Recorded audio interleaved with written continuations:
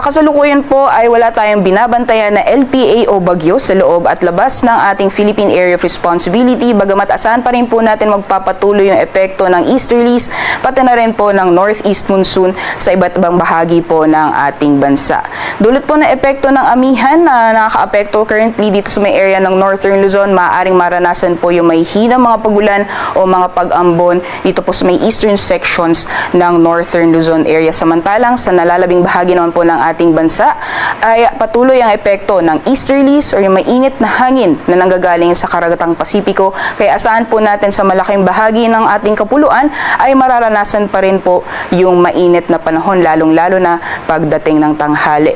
At kumikita po natin dito sa ating latest sa satellite animation, may mga kaulapan po tayo namamataan, lalong-lalo na po dito sa may area ng Mindanao. So possible po yung easterlies magdudulot ng mga pag-ulan, especially po sa may eastern sections ng Mindanao area, at mataas po yung tsansa ng makulimlim na panahon sa may Mindanao ngayong araw. At sa nalalabing bahagi naman po ng ating bansa, maaliwalas naman po yung magiging panahon natin except na lamang yung mga posibilidad ng mga panandalian o biglaan na buhos ng ulan.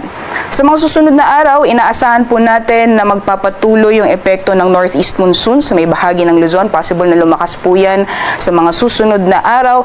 Meanwhile, possible sa darating na Wednesday or sa Miyerkules ay makakaranas po ng mga pag-ulan sa eastern sections ng Visayas at Mindanao, pati na rin po dito sa may Bicol region. So possible maranasan po ngayong Wednesday yung moderate to heavy na mga pag-ulan, kaya doble ingat po sa ating mga kabayan dyan po sa Kabikulan, sa Eastern Visayas, kaya din sa eastern sections ng Mindanao area.